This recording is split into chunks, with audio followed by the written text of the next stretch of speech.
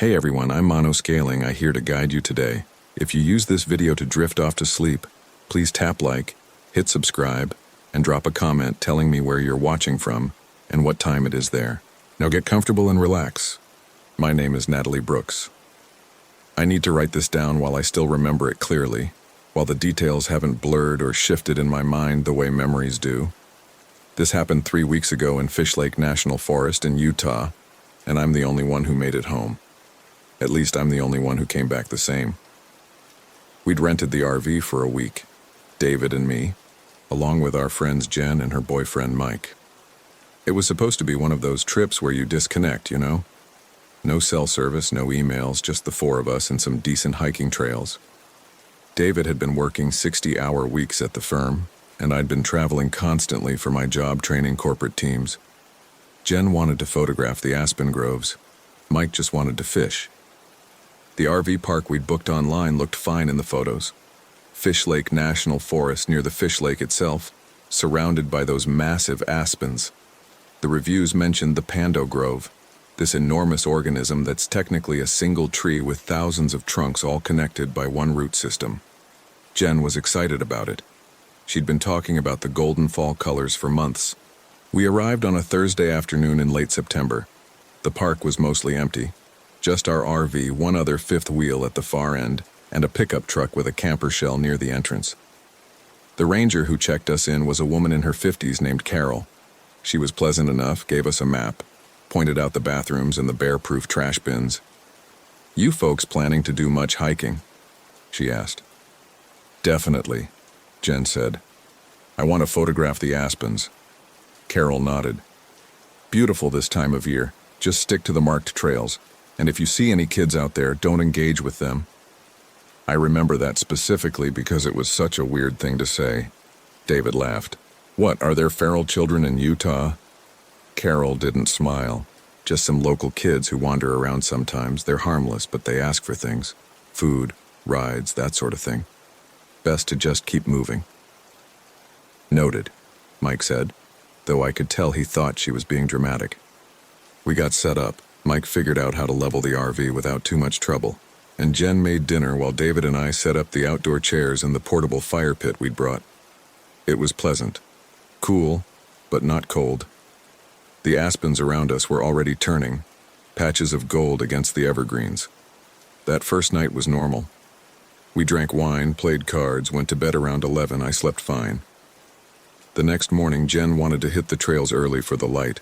We had breakfast, packed some sandwiches, and headed out around 7. The trail Carol had recommended was called the Lakeshore Loop, supposedly an easy 5 miles around the lake with great views of the aspens. The parking area at the trailhead had 2 other cars. We saw an older couple heading back to their vehicle as we started out, but otherwise the trail was empty. The morning was crisp, and Jen immediately started taking photos. She has this way of disappearing into her camera, becoming completely absorbed. Mike walked ahead. David and I stayed in the middle. Jen brought up the rear, stopping every 20 feet. About 2 miles in, we noticed the graffiti. Not spray paint, carved into the bark of the aspens. Just single letters, scattered across multiple trees. DFHM. Some repeated. They looked old, the bark healing around the cuts. "Jerks," Jen muttered, photographing one. "Who carves their initials into a living tree?" "Everyone did that when we were kids," Mike said. "Still makes you a jerk." We kept walking. The trail curved away from the lake into denser forest. This was where the Pando Grove started, according to our map. All the trees around us, technically the same organism. It was beautiful, but also a little unsettling. Thousands of identical white trunks stretching in every direction, their leaves rustling with this synchronized quality that made them feel almost alive in a conscious way. David stopped. "Do you hear that?" We all went quiet. At first I didn't hear anything unusual, just wind, leaves, maybe some birds. Then I caught it, a rhythmic sound like someone hitting wood against wood. Tap, tap, tap. Pause. Tap, tap, tap. "Woodpecker?" I suggested. "Wrong rhythm," David said. He was into birds, could identify dozens of species by their calls. That's not a bird. We stood there listening for maybe 30 seconds. The tapping stopped. Mike shrugged and started walking again. The rest of us followed. We saw the boy about 10 minutes later. He was standing off the trail, maybe 20 yards into the trees, just standing there, facing us. He looked maybe 8 or 9 years old, wearing a red hoodie and jeans. His hands were in his pockets. He was smiling. "Hey," Jen called out. "You okay?" The boy didn't respond. He just kept smiling. Mike looked at me and David. "That's one of those kids the ranger mentioned." "Should we ask if he's lost?" I said. David started walking toward the boy. "Hey, buddy, are your parents around?" The boy tilted his head but didn't say anything. His smile didn't change. It was a nice smile, friendly, but it didn't quite reach his eyes. Or maybe it did, and that's what bothered me. The smile was too complete, too perfect. David got within about 10 feet before he stopped. Later, he told me the boy's eyes were wrong. Not the color or the shape, but the way they looked at him. Too steady, too focused, like the boy wasn't really a kid at all, but something wearing a kid's face. "Where are your parents?" David asked. The boy's smile widened slightly. "Where are yours?" It wasn't a bratty comeback. His voice was flat, genuinely curious. "They're not here," David said slowly. "Do you need help finding your parents?" "No," the boy said. "Do you need help finding yours?" I felt Mike tense beside me. Jen lowered her camera. "We're just hiking," I called out. "We should probably get going." The boy looked at me then. Really looked. "Where did you come from?" "The RV park," I said. "Down by the lake." "No," he said patiently. "Where did you come from before?" None of us answered that. David backed away, rejoining us on the trail. "Let's keep moving," he said quietly. We did. None of us looked back, but I could feel the boy watching us, that smile burning into my spine. Jen finally spoke when we were a good distance away. "That was fucking weird." "Carol warned us," Mike said. "She said they ask for things. That kid was just strange." "Let's just finish the hike," David said. 5 miles, right? We're probably halfway." We weren't halfway. According to my fitness tracker, we'd done about 2.5 miles, but the trail seemed longer than expected. The markers were inconsistent. Sometimes a wooden post with a distance carved into it. Sometimes just a faded paint mark on a tree. At one point, Mike said we'd passed the same marker twice, but Jen insisted we hadn't. The lake disappeared on our left. The trail was supposed to follow the shoreline, but we couldn't see water anymore. Just trees. David checked his phone. No service, but his GPS was acting strange. The blue dot showing our location kept jumping around, sometimes placing us on the trail, sometimes hundreds of feet away. "Technology," he muttered, putting the phone away. We reached a fork in the trail that wasn't on our map. The left path had a post with an arrow and the words, "Lakeshore, 2 mi." The right path had nothing. 2 miles? Jen said. "We've already gone at least 4. Maybe it's measuring back to the trailhead," I suggested. We took the left path. It made sense. But after another 20 minutes of walking, we hit the same fork again. Same post, same arrow, same "Lakeshore, 2 mi." "Okay," Mike said. "That's not right." David studied the ground. "These are our footprints. We've been here." We had. The dirt path clearly showed our boot treads heading up to the fork and then away down the left path. But somehow we'd circled back. "We go right this time," Jen said. "There's no marker," David pointed out. "I don't care." Left brought us in a circle. We went right. The trail narrowed, became rockier. The aspens thinned out, replaced by pines and scrub oak. This didn't feel like the maintained trail we'd started on. I was about to suggest we turn back when we rounded a bend and saw the lake again, far below us.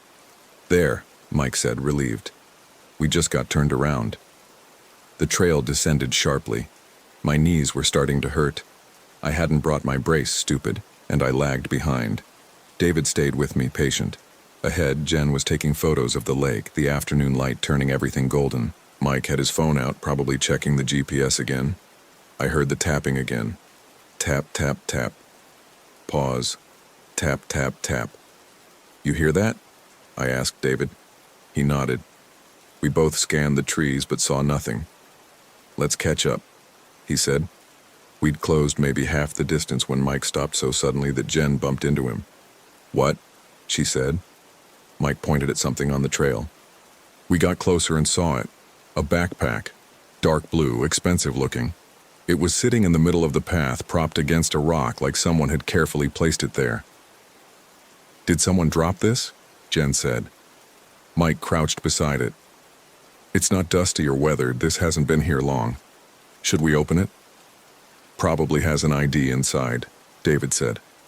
Mike unzipped it. The backpack was full. Water bottles, a first aid kit, energy bars, a fleece jacket. Normal hiking supplies. There was a small pocket on the front, and Mike checked that too. He pulled out a wallet. Mark Henderson, he read from the driver's license. From Provo. We should take it to a ranger, I said. Mike put the license back and zipped up the backpack. He stood, slinging it over his shoulder. Yeah, we'll drop it off when... He stopped mid-sentence, looking past us, back up the trail. The boy was there, standing maybe 30 feet away, hands still in his pockets, still smiling. That's his, the boy said, pointing at the backpack. We're going to return it, Mike said. He doesn't need it anymore. The four of us looked at each other. David took a step forward. Do you know Mark Henderson? The boy didn't answer. He just kept smiling. Where is he? David asked. Where are you? The boy replied. I'd had enough. Come on, let's go. We walked past the boy, giving him a wide berth. He didn't move, didn't turn to watch us, just stood there smiling at nothing. The rest of the hike back should have taken maybe 45 minutes. It took almost 3 hours. The trail kept shifting, or we kept taking wrong turns, or something was wrong with our sense of direction. By the time we made it back to the parking lot, it was getting dark and we were all exhausted and rattled. That kid, Jen said as Mike drove us back to the RV park. Something's really wrong with him. Developmentally disabled, maybe, I offered, though I didn't believe it. His questions were too deliberate, David said. He was messing with us. The backpack, Mike said. Should we really report it? Of course we should, Jen said. Someone's missing their gear. But none of us went to find Carol that night. We made dinner, drank more wine than we probably should have, and went to bed early. I remember lying in the dark beside David, listening to the wind in the aspens. It sounded like whispering, like thousands of voices all saying the same thing, just slightly out of sync. We should leave tomorrow, I said. Because of a weird kid? Because I don't like it here. David was quiet for a moment. Let's see how we feel in the morning. I didn't sleep well. I kept dreaming about the boy, except in my dreams he was asking different questions. Where will you be tomorrow? What will you remember? When did you stop being real? I woke up around 3 a.m. and couldn't fall back asleep. I got up, careful not to wake David, and went to the bathroom. On my way back, I glanced out the window. The boy was standing at the edge of our campsite, just standing there in the dark, facing our RV, still smiling. I jerked back from the window, heart hammering. When I looked again, he was gone. I didn't mention it to David in the morning. I told myself I'd been half asleep, still dreaming, but I knew I'd been awake. Jen made omelets for breakfast. Mike reported the backpack to Carol, who seemed unsurprised and said she'd look into it.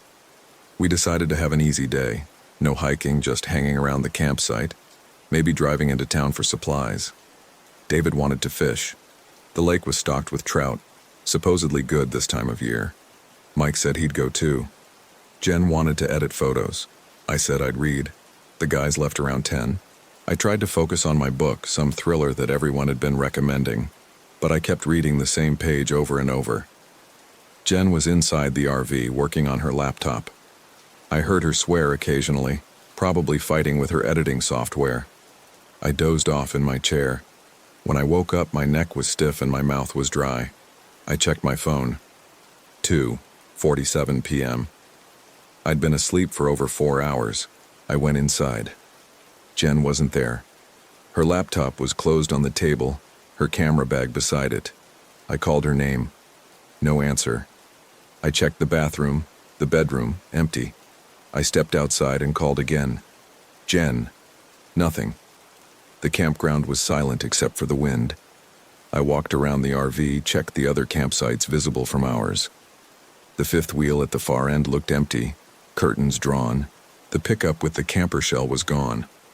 I tried Jen's cell phone. Voicemail immediately. Either dead or no service. I stood there trying to decide what to do. David and Mike had the car. They'd driven to a different access point for the lake, maybe 15 minutes away. I didn't know exactly where. I waited. 20 minutes? 30. I kept checking my phone, willing it to ring. I walked to the ranger station, a small cabin near the entrance, but Carol wasn't there. A handwritten sign said back by 3:30. At 3:45, I heard the car. Relief flooded through me.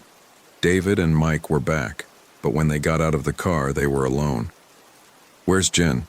Mike asked immediately. "I thought she was with you." "What?" "No, she was here with you." I explained about falling asleep, waking up to find her gone. Mike's face went pale. "How long has she been missing?" "I don't know. At least an hour, maybe more." David was already on his phone, trying to call her. Nothing. "We need to tell the ranger." Carol was back at her station. She listened to our story with an expression I couldn't quite read. Concern, yes, but also something else. Resignation, maybe. "People don't just vanish," Mike said. His voice was tight, controlled. "She has to be somewhere nearby." "I'll call it in," Carol said. "Get a search organized, but it'll be dark in a few hours. We need to start looking now." She drove us around the campground in her ranger vehicle, calling Jen's name through a megaphone. We checked the bathrooms, the trash area, the trailheads. Nothing. Carol radioed for additional personnel. Within an hour, there were 4 rangers searching, plus a sheriff's deputy who'd driven up from town. They asked questions. When did we last see her? What was she wearing? Did she seem upset about anything? Was she experienced in the outdoors? The temperature dropped with the sun. By 7 p.m., they called off the active search until morning. Too dangerous in the dark, they said, but they'd keep looking at first light. Mike refused to leave. He and David took flashlights and walked the trails near the campground, calling Jen's name until their voices went hoarse. I stayed at the RV in case she came back. I sat in my chair, wrapped in a blanket, watching the darkness between the trees. At some point, David returned, convinced Mike to get some rest. We all tried to sleep. I don't think any of us really did.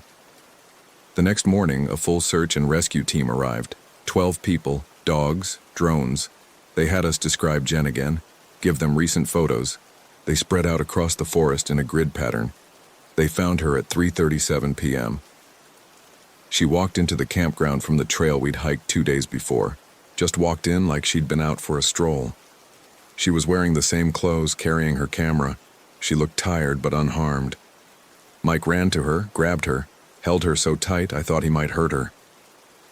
"Where were you? What happened?" Jen looked at him with this confused expression. "I was taking pictures." "For over 24 hours? What are you talking about?" "I've been gone maybe an hour." The EMTs checked her over. She was dehydrated, her feet were blistered, but otherwise she was fine. No injuries, no signs of assault, no obvious trauma. She kept insisting she'd just gone for a walk to photograph the aspens, had lost track of time. "Jen, you were missing all night," I told her gently. "We had search and rescue looking for you." She shook her head. "That's not possible. I left after lunch. It's still afternoon." "It's Sunday," and David said. "You disappeared Friday afternoon." I watched her face, watched the confusion shift to something else. Not understanding exactly, more like acceptance. Like she'd expected this, but hoped she was wrong. "Oh," she said quietly. "Okay." "What do you remember?" the deputy asked. Jen looked at her hands. I was walking in the aspens, taking photos, then I saw him. Who? The boy. Ice ran down my spine. Mike tensed. He was just standing there, Jen continued, smiling at me. He asked me where I was going. What did you tell him? David asked. I said I was heading back, and he said, back to where? And I realized I didn't know. I couldn't remember where the campground was, or how I'd gotten to where I was, or anything. Like I'd woken up in the middle of the forest with no memory of arriving. Then what happened? I kept walking. I thought if I followed the trail I'd find something familiar, but every path looked the same. All those white trees, all identical, and the boy kept appearing. Not following me, just being there. Every time I turned around, he was somewhere nearby, watching, smiling. Did he say anything else? The deputy pressed. Jen's eyes went distant. He asked me questions, strange ones. What's your name? Where were you born? Do you remember being young? And I'd answer, but the answers felt wrong, like I was saying things I should know but didn't really believe. She looked up at Mike. I'm sorry. I don't know what happened. I don't know where I was. They took her to the clinic in town. Mike went with her. David and I stayed at the campground, though I wanted to leave. God, I wanted to leave. But Mike and Jen needed the car, and we couldn't just abandon them. Carol stopped by that evening. Your friend is very lucky. Is she? I said. She lost a whole day and has no memory of it. She's alive and unharmed. Not everyone who goes missing up here comes back. Others have gone missing? Carol looked uncomfortable. Sometimes hikers get disoriented. The altitude, the similar terrain. They wander for days before finding their way out. What about the boy? David asked. The one Jen mentioned. Do you know anything about him? There are some local kids who play in these woods. I told you that already. This isn't a kid playing, I said. There's something wrong with him. I've worked here for 12 years, Carol said carefully. I've seen a lot of strange things in these mountains. People see things, hear things. The forest does that sometimes, especially to people who aren't used to it. She left. I looked at David. She knows something. Probably thinks we're city people freaking out over normal wilderness stuff. You think this is normal? No, he admitted, but I don't know what it is. Mike and Jen returned around 9 p.m. Jen had been given IV fluids and some food. The doctor said she was fine physically, though they recommended she see someone about the memory loss. Possible temporal lobe epilepsy, they thought, or a fugue state triggered by stress. Jen barely spoke. She sat in the RV staring at nothing, occasionally touching her camera like she was checking to make sure it was real. We should leave first thing tomorrow, Mike said. Get out of here. Agreed, David said. But Jen shook her head. I need to know what happened. Jen, I need to see my photos from when I was missing. She pulled out her camera, turned it on. Her hands were shaking. We gathered around as she scrolled through the images. Most of them were normal. Aspens, light filtering through leaves, close-ups of bark. Beautiful work. Typical Jen. Then the images changed. They were still aspens, still technically well composed. But something was off. The lighting was wrong. Too flat, too gray. And in almost every photo, if you looked carefully at the background, you could see him. The boy, standing far back among the trees, barely visible, but always there, always watching, always smiling. Jesus Christ, Mike whispered. Jen kept scrolling. The boy got closer in each image, not moving toward the camera but appearing nearer with each shot. Like he was jumping forward frame by frame. The last photo showed him standing maybe 10 feet away. His smile filled the screen, and behind him, carved into the aspen trunks, were more letters. Not random initials this time. Words they forgot where the image was time-stamped, 3:47 p.m. Saturday, more than 24 hours after Jen had disappeared. What does that mean? I asked. Nobody answered. Jen turned off the camera and set it down very carefully. We're leaving, Mike said firmly. Right now. We'll pack up the RV, drive through the night if we have to. It's almost 10 p.m., David pointed out. I don't care. We're not staying here another night. We started packing.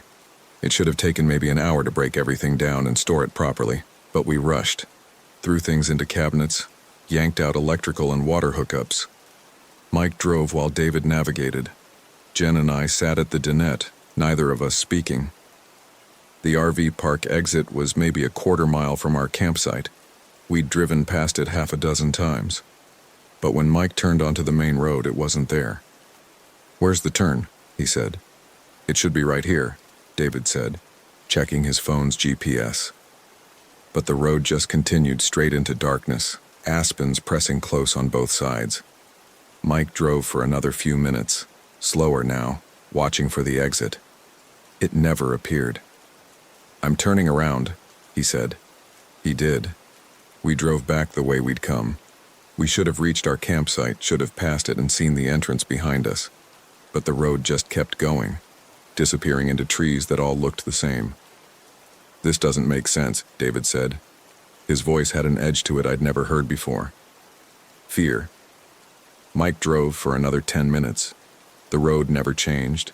Same trees, same darkness, same yellow line down the center. Stop, Jen said quietly. Mike pulled over.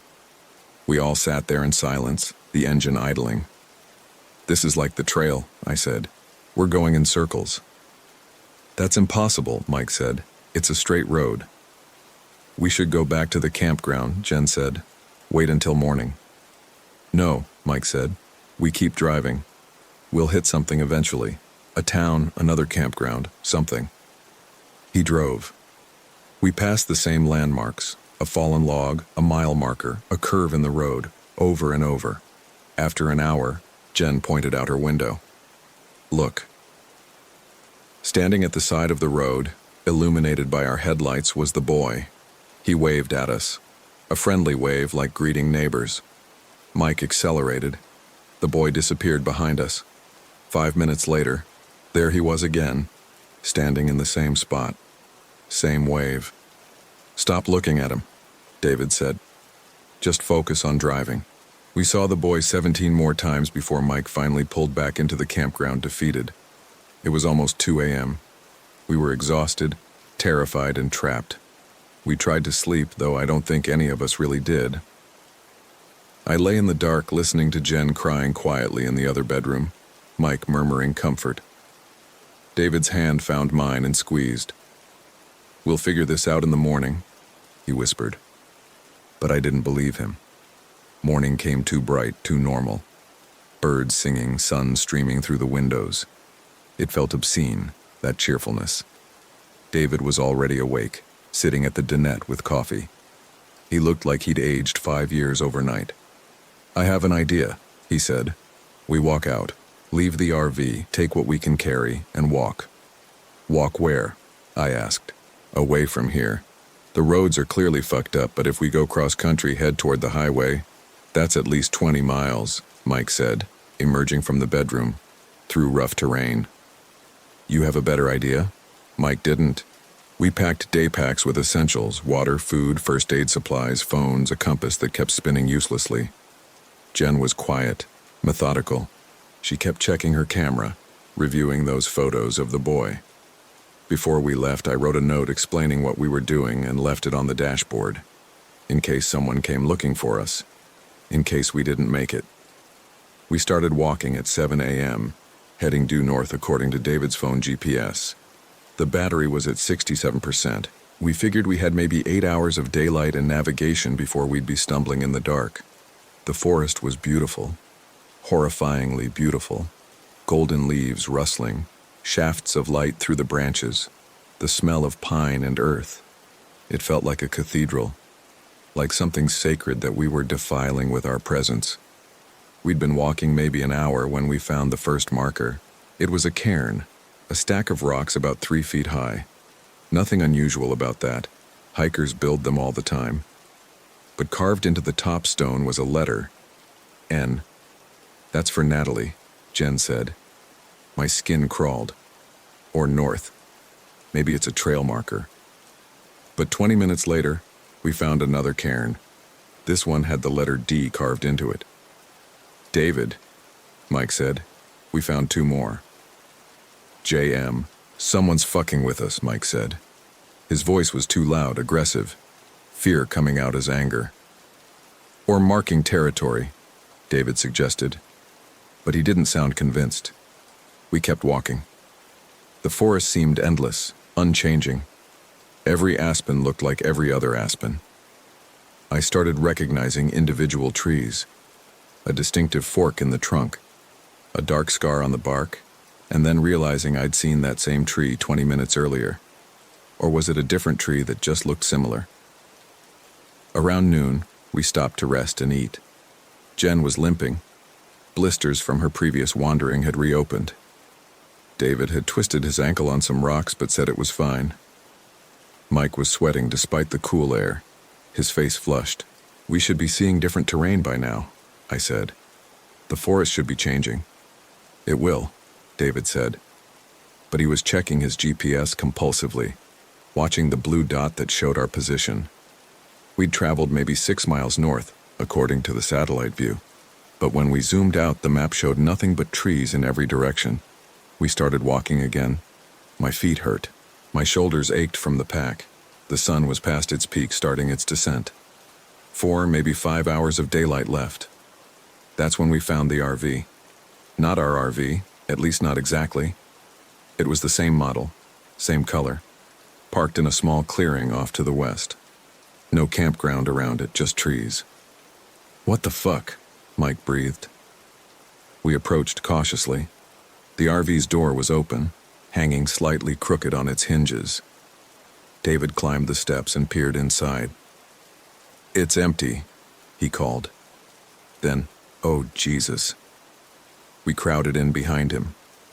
The interior was trashed, cushions slashed, cabinets torn open, supplies scattered everywhere. And on the wall above the dinette, written in what looked like dried blood, where did they think they were going? We need to leave, Jen said. Right now. We backed out of the RV. Mike was shaking his head. That's not ours. It can't be ours. Ours is back at the campground. Then whose is it? I asked. Nobody answered. We walked faster now, almost jogging. The sun was getting lower. Shadows stretched between the trees, making everything harder to see. I kept glancing behind us, convinced we were being followed. David stopped so suddenly I bumped into him. Do you hear that? The tapping. Tap, tap, tap. Pause. Tap, tap, tap. It was coming from ahead of us, somewhere in the trees. We all heard it now. Regular, rhythmic, deliberate. Keep moving, Mike said. But Jen had frozen, staring at something. There. Through the aspens, maybe 50 yards ahead, I could see movement. Someone walking between the trees. No, not walking. Being pulled. Dragged backward by their arms, feet scraping the ground, head lolling. It looked like Mike. Same build, same jacket, same hiking boots. I looked at the Mike standing beside me. He was staring at his doppelganger with an expression of absolute horror. That's not possible, he whispered. The figure disappeared behind a cluster of trunks. We heard a wet sound, like tearing fabric. Then silence. We have to keep going, David said. His voice shook. We did. We walked until the sun touched the horizon, until the forest filled with purple shadow, until we couldn't see more than 20 feet ahead. David's phone died, then mine. Mike's was already gone. Only Jen still had power, and it was down to 4%. We stopped in a small clearing, too exhausted to go further. No tent, no sleeping bags, just our jackets and a shared emergency blanket. We huddled together as darkness fell completely. The stars were wrong. I'm not an astronomer, but I know what the night sky is supposed to look like. These constellations were almost right, familiar patterns slightly shifted, like looking at a reflection of something rather than the thing itself. Something's very wrong with this place, Jen said softly. This isn't just us being lost. Reality is wrong here. Don't, Mike said. "Don't start with that supernatural bullshit." "Then explain it," she shot back. "Explain the loops, the RV, the markers, the boy. Explain why we can't leave." "I don't know, okay. I don't fucking know." David's hand found mine in the dark. His skin was cold. "When I was looking at that thing that looked like Mike," he said quietly, "I saw something. Behind it, deeper in the trees. Someone else was there." "Who?" I asked. "A boy." Smiling. We sat in silence after that. Eventually, despite everything, exhaustion won. I dozed, waking every few minutes to check that the others were still there. Around 3 a.m. I woke to find Jen gone. "Jen?" I hissed. Mike was instantly awake. "Where is she?" We found her standing at the edge of the clearing looking into the trees. She had her camera raised, taking photos in the darkness. "Jen," Mike said carefully, "what are you doing?" "Documenting," she said. Her voice was strange, distant. "Someone needs to remember." "Remember what?" "Where we were." Mike took the camera gently from her hands. She didn't resist. He looked at the display screen, then went very still. "Natalie," he said, "look at this." I looked. The screen showed the photo Jen had just taken. It was our clearing, our little group. But standing behind us in the image, barely visible, were dozens of figures. Men, women, children, all smiling, all wearing clothes from different eras, 1970s bell-bottoms, 1950s dresses, frontier-style work clothes, even what looked like animal skins. "Those weren't there," I said stupidly. "I know." Jen took back the camera. "They've always been there. We just couldn't see them." "Who are they?" "Everyone who got lost. Everyone who's still lost." Mike grabbed her shoulders. "Stop it, you're scaring me." "I'm scared too," she said simply. "But being scared doesn't change what's true." David was standing now, looking at something past me. "We have company." The boy was there at the edge of the clearing. He'd been standing there the whole time, I realized, watching, smiling. "Hello," he said. "You've been walking a long time." None of us answered. What could we say? "Do you remember where you're trying to go?" the boy asked. "Home," Mike said. "We're trying to go home." "Where's that?" "Denver. We live in Denver." The boy tilted his head. "What's Denver?" The question hung in the air. Slowly, horribly, I realized I couldn't quite picture it. Denver. I lived there, worked there, had an apartment there. But when I tried to see it in my mind, the details were fuzzy. Generic city images that could be anywhere. "What's happening to us?" David asked. "You're forgetting," the boy said. "That's what happens here. People forget where they came from, who they were, why they thought any of it mattered. Eventually they forget they're forgetting. Then they just become part of the forest." "Like those people in Jen's photo," I said. The boy nodded. "They forgot. But don't worry. You'll forget too. It doesn't hurt. You'll just wake up one day and realize you've always been here, that you've never been anywhere else." "Fuck you," Mike said. "We're leaving. Right now." He grabbed Jen's hand and started walking. David and I followed. We left the clearing, stumbled through the darkness, branches whipping our faces. We walked until dawn broke, gray and cold. We emerged into a campground. Our campground. Our RV was there, exactly where we'd left it. We stood staring at it for a long moment. Then Mike laughed, a sound with no humor in it. "We've been walking in circles all night." "No," Jen said. "We've been walking nowhere.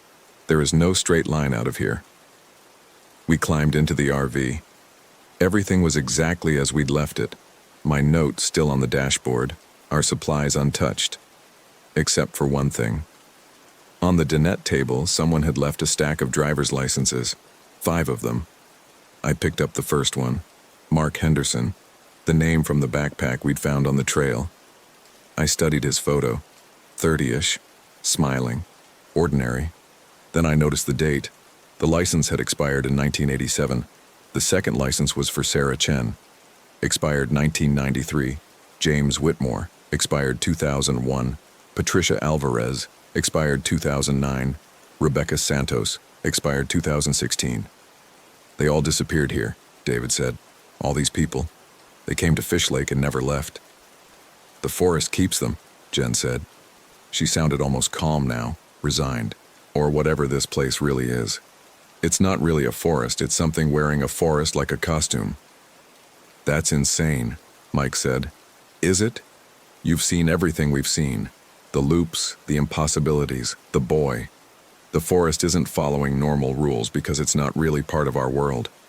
We drove into something else, something that just looks like Utah. Then how do we get back? I asked. Jen shook her head. I don't think we do. We spent that day in the RV, paralyzed by fear and exhaustion. We ate our remaining food mechanically. Mike tried the car again. Same result, endless roads leading nowhere. David attempted to call for help on the RV's radio, got only static. Around sunset, Carol appeared. She knocked on our door, polite and patient. Wanted to check on you folks, she said when David answered. Make sure you're doing okay. We're trapped here, David said. You know we're trapped. Carol's expression didn't change. Is there something I can help you with? Let us leave, or tell us how to leave, or admit that you know what's happening. I'm not sure what you mean. David grabbed her arm. How long have you been here? Carol? How long have you really been here? She looked at his hand on her arm, then up at his face. When she smiled, it was almost kind. I stopped counting after the first 100 years, she said. After a while, the numbers stopped mattering. David released her. She smoothed her uniform sleeve. You seem like nice people, she said. You'll be happy here once you adjust. Everyone is, eventually. The forest takes care of its own. She walked away, disappearing into the trees before reaching the ranger station. Just melted into the shadows like she'd never been solid in the first place. That night, David started forgetting. He was trying to tell a story about our honeymoon in Mexico, but he couldn't remember the name of the resort. Or the city. Then he couldn't remember Mexico clearly. Just a vague sense of beaches and heat. It was somewhere tropical, he said, frustrated. We went somewhere tropical. I'm sure of it. Cabo, I told him. We went to Cabo San Lucas. We stayed at the Pueblo Bonito. We went snorkeling and you got sunburned and complained for 3 days. Right, he said, but his eyes were uncertain. Right, Cabo. Of course. By midnight, he couldn't remember his job. By 2 a.m., he wasn't sure if he had parents. By dawn, he looked at me and asked who I was. I'm Natalie, I said, crying. I'm your wife. We've been married for 6 years. Wife, he repeated. That's when two people live together? Yes, we love each other. We have a life together. Okay, he said agreeably. That sounds nice. Mike and Jen held out longer, maybe because they had each other to anchor to. They spent the day telling each other stories from their past, how they met, their first date, their families, their friends, trying to keep the memories solid by speaking them aloud. But by the second night, Jen couldn't remember her last name. By the third day, Mike forgot what state he'd grown up in. By the fourth, they couldn't remember why they'd come here in the first place. I was forgetting too. I knew I was. Important things were slipping away, replaced by a comfortable blankness. Did I have siblings? I thought maybe I did, but I couldn't picture their faces. Where did I go to college? Did I go to college? What was my job again? On the fifth day, I woke up alone in the RV. The others were gone. I found them sitting outside around a fire pit, talking and laughing. Carol was there too, and 2 other people I didn't recognize. They all looked happy. Natalie, Jen called, waving. Come join us. I walked over slowly. David smiled at me, friendly but distant, like I was a pleasant acquaintance rather than his wife. We were just talking about the forest, Mike said. How beautiful it is. How peaceful. Don't you want to leave? I asked. They all looked confused. Leave? Jen said. Why would we leave? This is where we live. No, I said, but my voice was weak. No, we're from... We're from somewhere else, somewhere with buildings and cars and... You're tired, Carol said gently. Why don't you rest? Everything will make sense when you wake up. I went back to the RV. I lay down on the bed. But I didn't sleep. I couldn't let myself sleep. I knew if I did, when I woke up, I'd be like them. Happy, content, empty. I started writing this, writing everything I could remember before it slipped away. I wrote about Denver, about my job, about my parents and my childhood and my life before this place. I wrote about finding the boy, about Jen disappearing, about the endless loop of roads and trails. I wrote about David asking who I was. My hand is shaking now. I keep stopping to look at what I've written, to reread it, because I'm already starting to forget. The words look strange. Did these things really happen? Was I really someone named Natalie Brooks who lived in Denver and had a husband and friends? Or have I always been here, in this RV, in this forest that goes on forever? The boy is standing outside my window. I can see him in the darkened glass, his reflection superimposed over my own. He's smiling. He's always smiling. He's not asking questions anymore. He doesn't need to. I'm writing this in case someone finds it. In case someone else drives into Fish Lake National Forest looking for a peaceful camping trip. Maybe they'll find this journal. Maybe they'll read it and turn around, drive away, refuse to stop no matter what they see or hear. Or maybe they'll read it and not believe it. Maybe they'll think it's a joke, a creative writing exercise, some kind of viral marketing for a horror movie. I hope they believe it, I hope they run, because I can feel it now, that gentle forgetting. It's like drowning in cotton, like sinking into warm water. Everything I was, everything I knew, it's all fading. And the worst part is that it doesn't hurt. It feels peaceful, like coming home after a long, exhausting journey. David just knocked on the door. "Natalie," he called, "are you coming outside? We're roasting marshmallows." I almost answered, almost opened the door and went out to join them. They looked happy out there by the fire, they looked content. But I forced myself to keep writing, to hold on just a little longer. My name is Natalie Brooks. I live in Denver, Colorado. I have a job training corporate teams. I have parents who live in Michigan. I have a life outside this forest. I have to believe that. I have to hold on to it, but I can't remember their faces anymore. My parents. Were they tall? Short? What color were their eyes? What color are my eyes? I just looked in the mirror. I couldn't see myself clearly. The reflection was blurry, indistinct, like I'm already fading. The boy is tapping on the window now. Tap, tap, tap. Pause. Tap, tap, tap. He wants to come in. Or maybe he's already inside, and I'm the one outside looking in. I can't tell anymore. David's calling my name again. He sounds worried. I should go to him. I should help him. He's forgotten something important and I need to remind him, but I can't remember what it is. The forest is beautiful today. Have you seen it? The aspens are turning gold and the light filtering through the leaves looks like honey. You should come visit. There's plenty of room here. We never leave. We never want to. Where are you from anyway? Where do you think you're going? Do you remember who you were? Don't worry. You'll forget soon enough. We all do. My name is... something. I had a name once. It's written here, somewhere. I was someone important. I had a life. I had people who loved me. But I can't quite remember. The details are slippery. Maybe they weren't real. Maybe I've always been here in this perfect forest with these perfect trees under this perfect sky. The boy is smiling at me. I'm smiling back. Where am I? Where did I think I was going?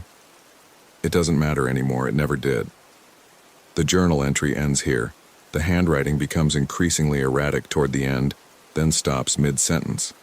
The final pages are blank except for one word, written over and over in a child's careful printing. Forgotten, forgotten, forgotten, forgotten. The journal was found in an abandoned RV at Fish Lake National Forest in October 2025. The RV's registration traced to a David and Natalie Brooks of Denver, Colorado. reported missing in late September. No other evidence of their whereabouts has been discovered. The search for them and their companions, Jennifer Chen and Michael Patterson, remains ongoing.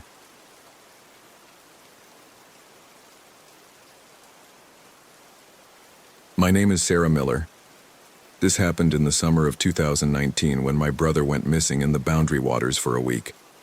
When he came back, he wouldn't stop smiling. I need to write this down while I still remember it correctly, while I can still separate what's real from what might not be. The police say I'm suffering from trauma. My parents think I need professional help. Maybe they're right, but I know what I saw. I know what Marcus became. We'd rented an RV for 2 weeks that July, just the two of us, me and my little brother. Well, he wasn't so little anymore. Marcus had just turned 23, fresh out of college with a forestry degree and that restless energy young men get when they think they need to prove something. I was 26, working a desk job in Minneapolis that was slowly suffocating me. The trip had been his idea. "Come on, Sarah," he'd said over the phone. "When's the last time we did something together? Just us?" He was right. Since I'd moved out at 18, we'd drifted. Different cities, different lives. Our parents' divorce had put us on separate tracks and we'd never quite reconnected. This was supposed to fix that. The RV park was just outside the Boundary Waters canoe area wilderness in northern Minnesota. Nothing fancy. 30 or so sites cut into the pine forest, electrical hookups, a shower house that smelled like mildew and industrial soap. We'd chosen spot 17, tucked against the tree line with a view of the lake through the branches. That first week was good. Really good. We hiked during the day, cooked dinner on the RV's tiny stove at night. Marcus talked about his plans. Maybe work for the Park Service, maybe grad school. I told him about my job, my apartment, my boyfriend who I was pretty sure I was going to break up with when I got home. We fell back into the rhythm we'd had as kids, finishing each other's sentences, laughing at the same stupid things.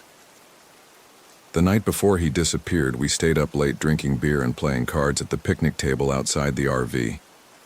It was one of those perfect Minnesota summer nights, cool enough for a sweatshirt, the sky so clear you could see the Milky Way.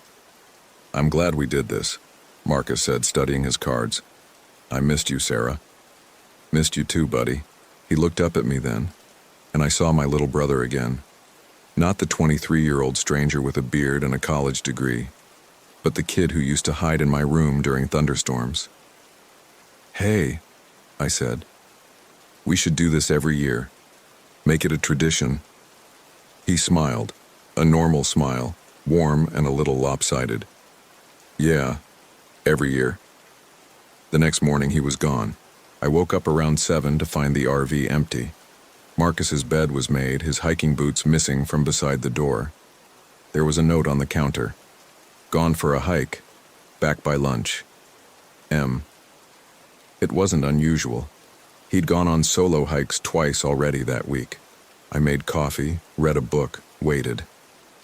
By 2 o'clock I started to worry. By 4 I was walking around the campground asking if anyone had seen him. By 6 I called the park rangers. They were professional about it, asked me questions, took a description, organized a search for the next morning.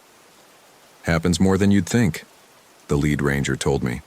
A weathered man named Dave with kind eyes.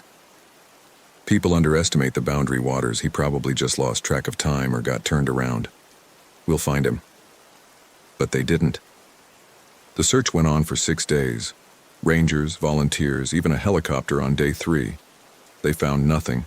No trace of Marcus beyond his footprints on a trail that led into dense forest and then just stopped, like he'd evaporated. I stayed at the RV park. Couldn't leave. Wouldn't leave. The other campers brought me food, offered sympathy. The couple in the site next to ours, Tom and Linda, retirees from Iowa, let me charge my phone in their RV when mine died. Everyone was kind. Everyone was certain Marcus would turn up. My parents flew in on day 4. Mom was hysterical. Dad was grim and quiet. We sat in the cramped RV together, not talking, waiting for news that never came. They wanted me to come home with them, but I refused. Not without Marcus. "He's gone, Sarah," Mom said on day 6, her face puffy from crying. "We have to accept that." "He's not gone," I said. "He's out there." Dad put his hand on my shoulder. "Honey, they've searched everywhere. If he was alive, they would have found him by now." But I knew he was alive. Don't ask me how. I just knew. On the 7th day, my parents left. They had to get back to work, had to plan a memorial service, had to start the process of accepting that their son was dead. I stayed. The Rangers were scaling back the search. Another day or two, and they'd call it off entirely. I spent the day walking the trails myself, calling Marcus's name until my voice gave out. I got back to the RV around sunset, exhausted, throat raw, eyes burning from crying. I climbed the steps, pulled open the door, and froze. Marcus was sitting at the table. He looked up at me and smiled. "Hey, Sarah," he said. "Sorry I'm late. I couldn't move, couldn't speak." He sat there in his hiking clothes, a little dirty but otherwise fine, smiling that same warm smile. "Marcus?" My voice came out strangled. "Yeah, it's me." He stood up, still smiling. "I'm okay. Everything's okay." I should have felt relief, joy. Instead, something cold settled in my stomach. Something was wrong. I couldn't identify it yet, but it was there. "Where were you?" I finally managed. "We've been searching for a week. Everyone thought you were dead." "A week?" He tilted his head, smile never faltering. "No, it's only been a few hours. I just went for a hike. Marcus, you've been gone for 7 days." He blinked slowly, like a lizard. Then the smile widened slightly. "That's not right. It was just this morning." I stepped into the RV and closed the door behind me. He was real, solid. His hiking boots left dirt prints on the floor. But something about the way he stood there, perfectly still, smile fixed in place. "Are you hurt?" I asked. "Do we need to take you to a hospital?" "I'm fine." His voice was flat, pleasant. "Never better." "Marcus, where were you?" "Hiking." "For 7 days? What happened? Did you get lost? Hit your head?" The smile never wavered. "I don't remember being gone that long, but I'm back now. Everything's fine." I pulled out my phone to call the Rangers to tell them Marcus had been found. But he moved fast, faster than I'd ever seen him move. His hand shot out and grabbed my wrist, not hard but firm. "Don't," he said, still smiling. "Not yet. I'm tired. Let me rest first." "Marcus, people need to know you're safe, Mom and Dad." "Tomorrow," he interrupted. "We'll call everyone tomorrow. Right now I just want to sleep, okay?" His eyes. Something about his eyes wasn't right. They were the right color, the right shape, but they didn't move like they should. They didn't blink enough. And that smile. That constant, unchanging smile. "Okay," I heard myself say. "Tomorrow." He let go of my wrist and walked to his bed at the back of the RV. Lay down, fully clothed, boots and all. Closed his eyes. The smile remained even as he appeared to sleep. I sat at the table for hours watching him. His chest rose and fell normally. He looked like Marcus. Sounded like Marcus. But my brother never slept with a smile on his face, and he'd always been a light sleeper.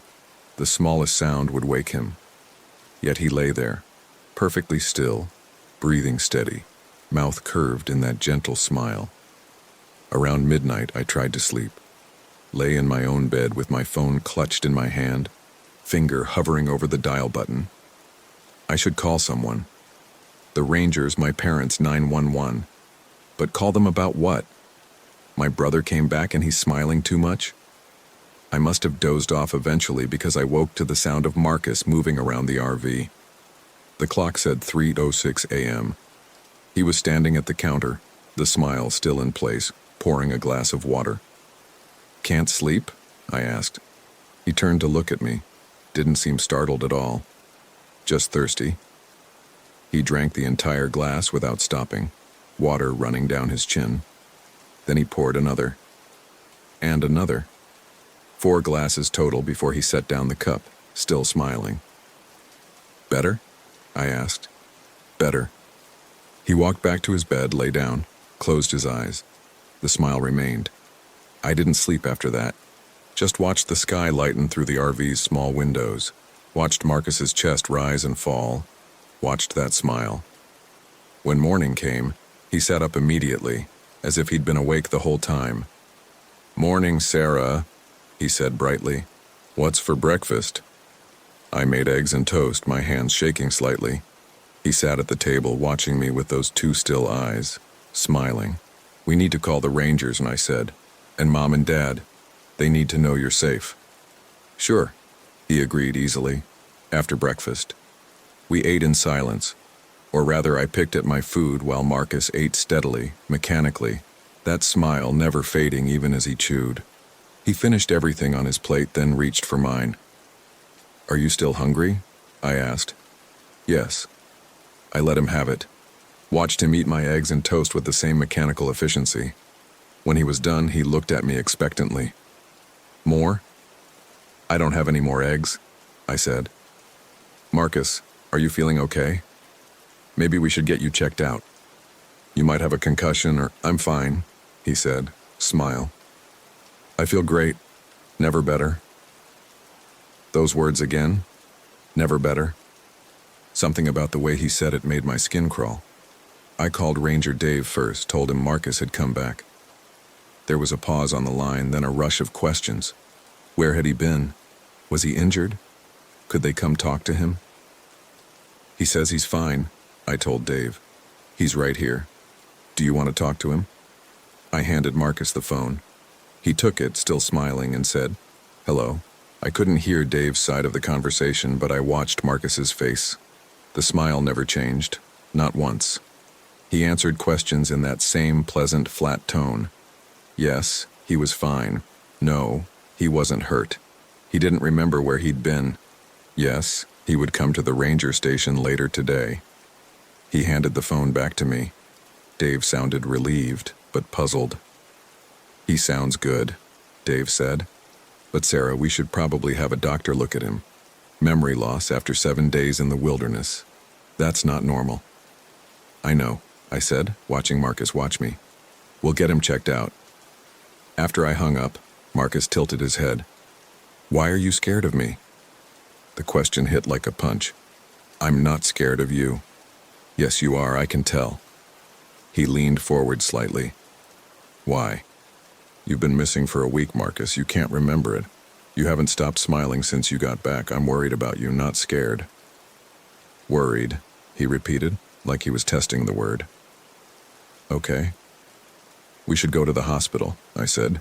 "Get you checked out." He shook his head. "I don't want to go to the hospital. I want to stay here with you." The way he said it made something twist in my chest. Not because it was threatening, but because it sounded wrong. Like someone trying to remember how affection worked. "Marcus," I started, but he stood up abruptly. "I'm going to go for a walk," he announced, still smiling. "Want to come?" Every instinct screamed no. "Maybe we should stay here. Rest." "I've been resting." He was already moving toward the door. "Come on, Sarah, like old times." What could I do? Let him wander off again? I grabbed my phone and followed him out of the RV. The morning was beautiful. Warm sun, cool breeze off the lake, birds singing in the pines. The kind of day that should have felt perfect. Marcus walked beside me on the trail, hands in his pockets, that smile fixed in place. Other campers waved as we passed. A few stopped to tell Marcus they were glad he was safe. He thanked them politely, smile never wavering. We walked for maybe 20 minutes before Marcus stopped suddenly. We were on a less traveled trail now, trees thick on both sides. "This is where I went," he said. "Where?" He pointed into the forest, off the trail. "There." I walked in there and then I was back at the RV. "You don't remember anything in between?" "Not really."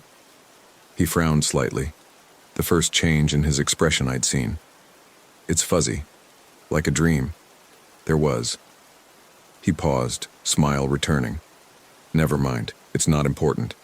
"Marcus, what was there?" I don't remember. He turned to look at me, and for just a second, something flickered in his eyes.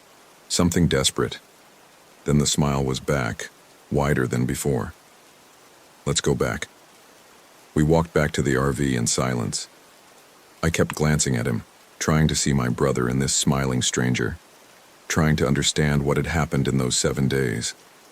When we got back, Tom and Linda from the next site over were waiting by our RV. Linda rushed over, relief on her face. "Marcus, oh thank God. We heard you were back." She pulled him into a hug. He stood there, arms at his sides, smiling at nothing. Linda pulled back, flustered.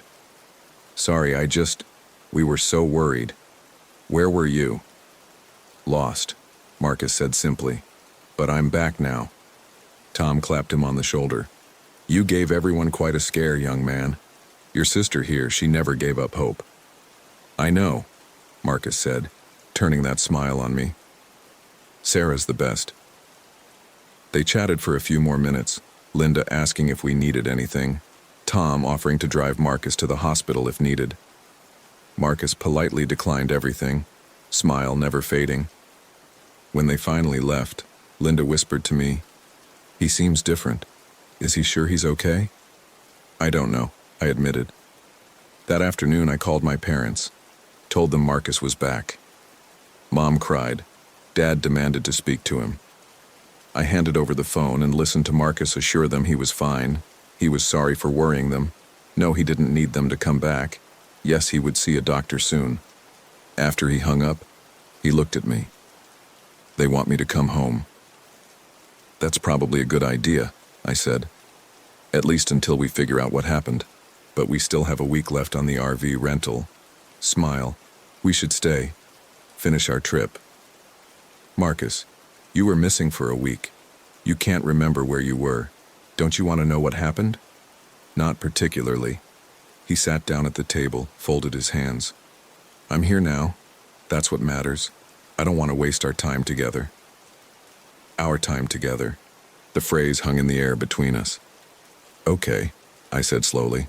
"We can stay, but you have to promise me you'll see a doctor when we get home. Promise." Smile. That night, I locked myself in the RV's tiny bathroom and Googled, "person comes back wrong after disappearing." The results were mostly missing person cases and conspiracy theories. Nothing helpful. I searched personality change after being lost in woods, amnesia from wilderness survival, head injury symptoms. Everything I found suggested getting Marcus to a doctor immediately, but he wouldn't go. I knew that. And legally, I couldn't make him. He was an adult, seemed coherent despite the constant smile, and hadn't done anything threatening. What was I supposed to tell a doctor anyway? My brother smiles too much? I came out of the bathroom to find Marcus standing right outside the door, inches away, smiling. I jumped. "Jesus, Marcus, you scared me." "Sorry." He didn't move, just stood there, blocking the narrow hallway, smiling down at me. "Can I get past?" He stepped aside. As I squeezed by, he said quietly, "I'm not going to hurt you, Sarah." I stopped. "I never said you were." "But you think it. I can tell." His head tilted again, that same reptilian movement. "I'm still your brother. I'm still Marcus." "Then why won't you tell me what happened out there?" For a long moment, he just stared at me. Then very softly, he said, "Because I don't think you want to know." He walked past me and lay down on his bed, closing his eyes. The smile remained. I didn't sleep that night. Around 3 a.m., same time as the night before, I heard movement. Watched through half-closed eyes as Marcus stood up and walked to the RV's small window. He stood there perfectly still for almost an hour, smiling at the darkness outside. The next few days fell into a disturbing routine. Marcus would wake at exactly 6 a.m. smiling. He'd eat whatever I made for breakfast with that mechanical efficiency. We'd go for a walk, always his idea, always ending at the spot where he'd entered the forest. He'd stare into the trees for a few minutes, smile never fading, then we'd return to the RV. He didn't sleep. I'm sure of it now. He'd lie down at night, close his eyes. But he was awake. Every time I'd wake up to check on him at 3:06 a.m., he'd be standing at that window, Always at exactly 3:06, always smiling. The smile was getting worse, wider. His cheeks looked strained, like the muscles were locked. Once, I swear I saw his lips crack slightly at the corners, blood beading on the split skin. But when I looked again, they were fine. Other things started happening too. Small things that made my skin crawl, his clothes. He wore the same hiking outfit every day. I'd tried to get him to change, but he'd just look at me with that smile and say he was comfortable. The clothes never seemed to get dirty, despite the walks, despite him wearing them day and night. They looked the same as when he'd first disappeared. His appetite. He ate constantly. Not just meals, but anything he could find in the RV. Crackers, granola bars, an entire loaf of bread in one sitting. He never seemed full. Just kept eating with that methodical chewing, smiling between bites. The way he moved, too smooth, too precise, like every gesture was carefully calculated. And sometimes when he thought I wasn't looking, he'd move wrong. His head would turn too far, or his joints would bend at slightly incorrect angles. But the worst thing was his eyes. They were the right color, the right shape. But they didn't look like Marcus's eyes anymore. They looked like someone trying to remember what Marcus's eyes should look like. On the 4th day after his return, I woke up to find him standing over my bed. Just standing there, inches away, looking down at me, smiling. I screamed. Couldn't help it. He didn't react, didn't flinch, just kept smiling. "What are you doing?" My voice came out as a whisper. "Watching you sleep," he said simply. "You looked peaceful." Marcus, that's not normal. You're scaring me." "I'm sorry." The smile didn't waver. "I didn't mean to scare you, I just wanted to watch over you, make sure you were safe." "Safe from what?" He didn't answer, just tilted his head and said, "Are you hungry? I can make breakfast." He'd never offered to cook before, not once in his life. Marcus could barely make toast without burning it, but that morning he made perfect scrambled eggs and bacon. Didn't look at a recipe, didn't measure anything, just moved around the tiny kitchen with unnatural precision. The smile never faded. I couldn't eat. Just pushed the food around my plate while he watched me. "You should eat," he said. "You need your strength." "For what?" "For the last few days of our trip." Smile. "We should make them count." I set down my fork. "Marcus, I think we should go home early, pack up today and leave." His smile widened slightly. "Why would we do that?" "Because something's wrong. You're not acting like yourself. I'm worried about you." "I told you I'm fine. Never better." "Stop saying that." The words burst out of me. "Stop smiling. Stop acting like everything's fine. You were missing for a week, Marcus. A week? And now you're back and you're different and you won't tell me what happened and I'm scared." For a moment, just a moment, the smile faltered. His face went slack and I saw something in his eyes. Terror. Recognition. My brother trapped somewhere behind that smile. Then it snapped back into place, wider than ever. "I'm sorry you're scared," he said in that flat, pleasant voice. "But there's nothing to be scared of. I'm here. I'm fine. Everything's fine." I stood up, grabbed my keys. "I'm leaving. I'm going to talk to the rangers and then I'm calling a doctor. You can come with me or stay here, but I can't." His hand shot out and grabbed my wrist. Same as before. Firm, but not painful. "Please don't leave," he said. The smile was still there, but his voice had changed. Deeper, older. "We've been having such a nice time. Just a few more days. That's all I need." "All you need for what?" He didn't answer. Just looked at me with those wrong eyes, smile stretching his face. I yanked my wrist free and ran. Burst out of the RV, sprinted across the campground.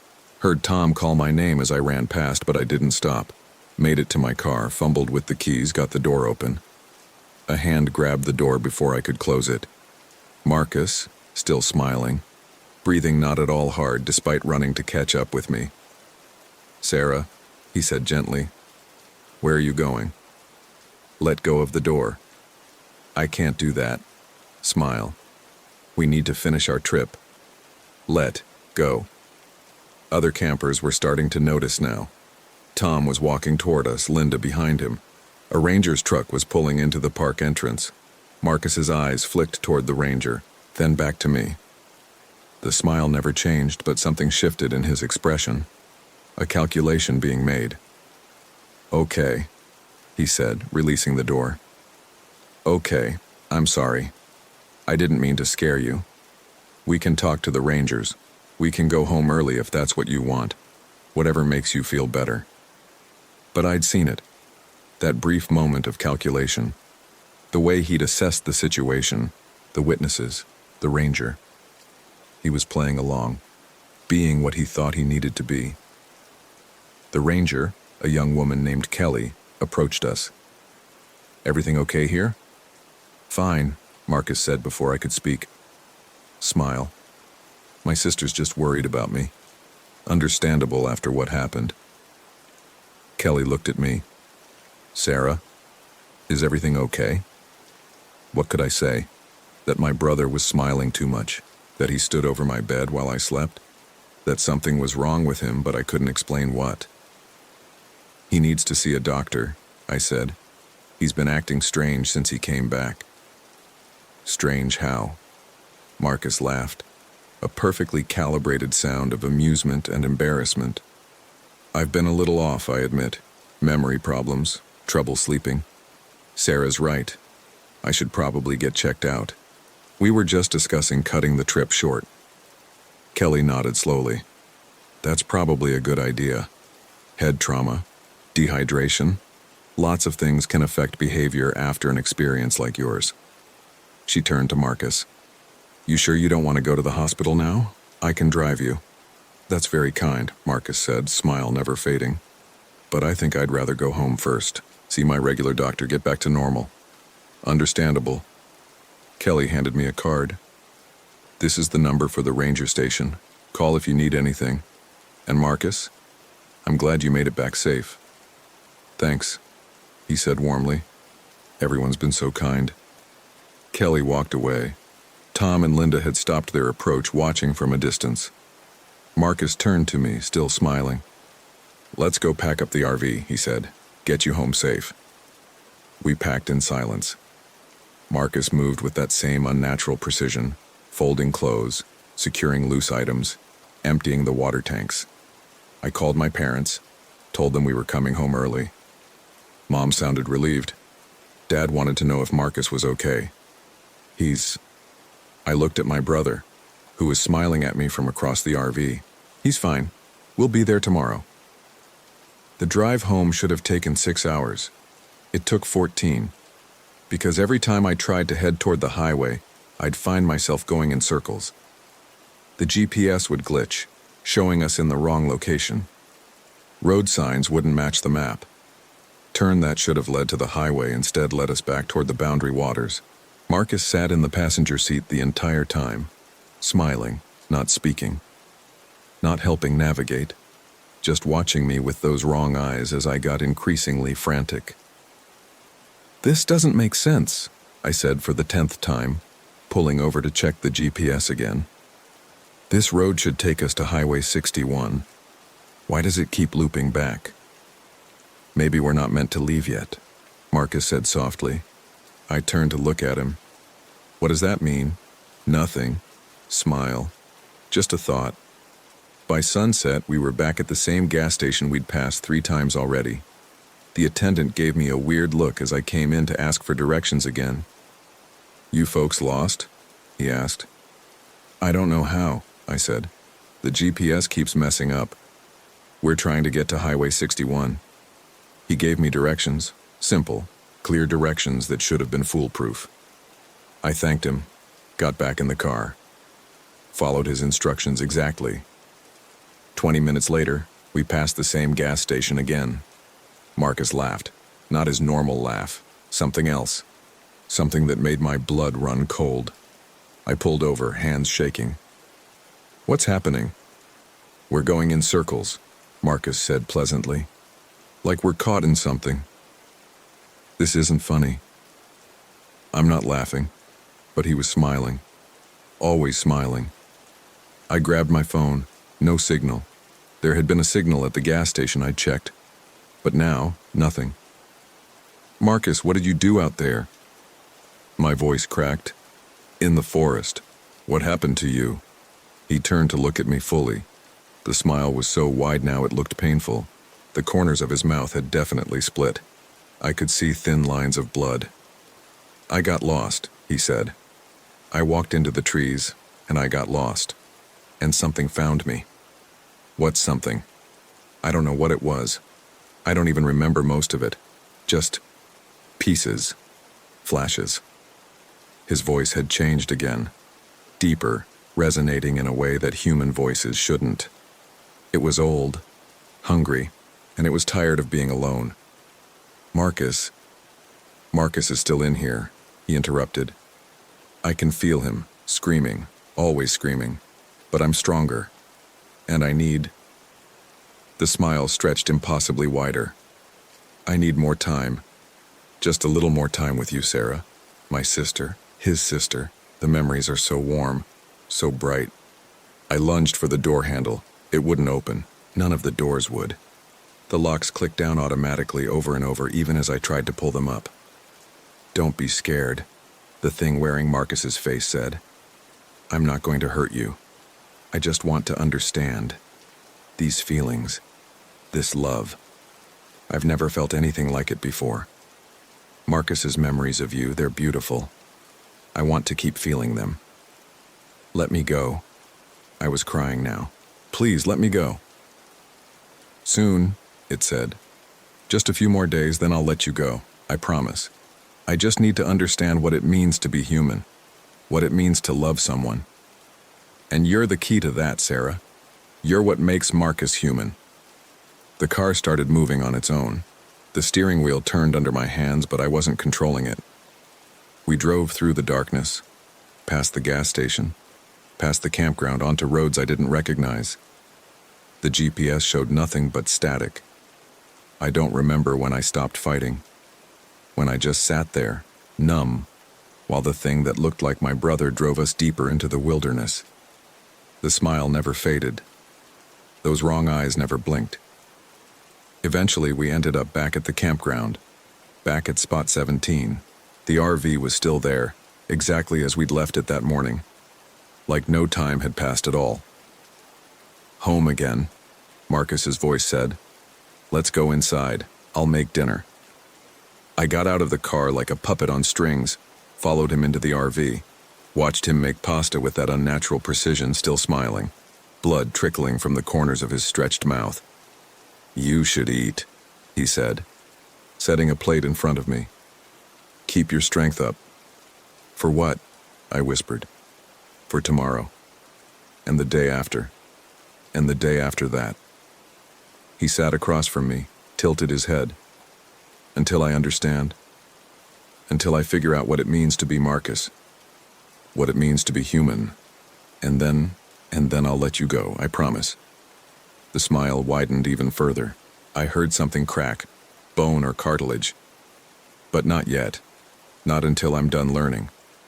That was 3 days ago, or maybe longer. Time doesn't work right here anymore. The sun rises and sets, but it doesn't feel like real time passing. More like a loop. The same day playing over and over. The thing that looks like Marcus makes me breakfast every morning. We go for walks. We sit at the picnic table and talk about memories. His memories, Marcus's memories, that he rifles through like files in a cabinet. He asks me questions about our childhood, our parents, our lives, trying to understand what makes us human. Sometimes I see other Marcus behind the smile, in brief flashes when the thing's concentration slips. My real brother, trapped, screaming, begging me to help him. But I don't know how. The other campers don't seem to notice anything wrong. Tom and Linda wave cheerfully when we walk by. Other people stop to chat, to tell Marcus again how glad they are he's safe. He responds perfectly, charmingly, smiling his terrible smile. They don't see what I see. Or maybe they do, and they're part of it. Maybe the whole campground is caught in whatever this is. A loop, a trap, a feeding ground for something old and hungry that wears human faces. Last night, or what passes for night here, I tried to run again. Made it to the ranger station. Ranger Dave was there, smiling, asking if everything was okay. I told him everything. The smile, the wrongness, the loops, the thing that used to be my brother. He listened patiently, his smile never fading. When I finished, he said, "That's quite a story, Sarah, but you know what I think? I think you're just tired, stressed from the ordeal. Why don't you go back to the RV and get some rest? Everything will look better in the morning." His smile was too wide, his eyes didn't blink right. I ran back to the RV. Marcus was waiting, sitting at the table, smiling. "You can't leave," he said gently. "None of us can. This place. It keeps what it catches." I learned that. In the forest. When I was caught. "How long?" I asked. "How long were you really out there?" "I don't know. Time was different. Days felt like years. Years felt like seconds." He reached across the table, took my hand. His skin was too cold. "I'm sorry, Sarah. I didn't mean to bring you into this. But I was so lonely. And your memories, Marcus's memories of you, they were so warm. I just wanted to feel that warmth. Please," I whispered. "Please let me go. I can't." Something that might have been sadness flickered in his eyes. "It won't let me. It won't let any of us. We're all caught now. You, me, everyone here. Stuck in this loop until..." He trailed off. "Until what?" "Until it's finished with us. Until it's learned everything it wants to learn." He squeezed my hand. "I'm sorry, Sarah. I'm so sorry." His smile stretches wider and wider. I think soon his face will split completely. I think that's when it will be finished with Marcus. When there's nothing left of my brother to wear. And then it will need someone else. I'm writing this on my phone while the thing that looks like Marcus sleeps. Or pretends to sleep. I don't know if anyone will ever read it. I don't know if the messages I've tried to send actually go anywhere, or just loop back into this place. But if you're reading this, if you're planning a trip to the Boundary Waters, if you see an RV at spot 17 with a smiling man who doesn't blink right, keep driving. Don't stop. Don't help. Don't let it catch you too. It's 3:06 a.m. Marcus just stood up. He's walking to the window, still smiling. In a few hours, the sun will rise, or seem to. We'll have breakfast, we'll go for a walk. He'll ask me more questions about what it means to be human. And I'll answer, because what else can I do? My name is Sarah Miller. This happened in the summer of 2019 when my brother went missing in the forest for a week. When he came back, he wouldn't stop smiling. He still hasn't stopped. I don't think he ever will.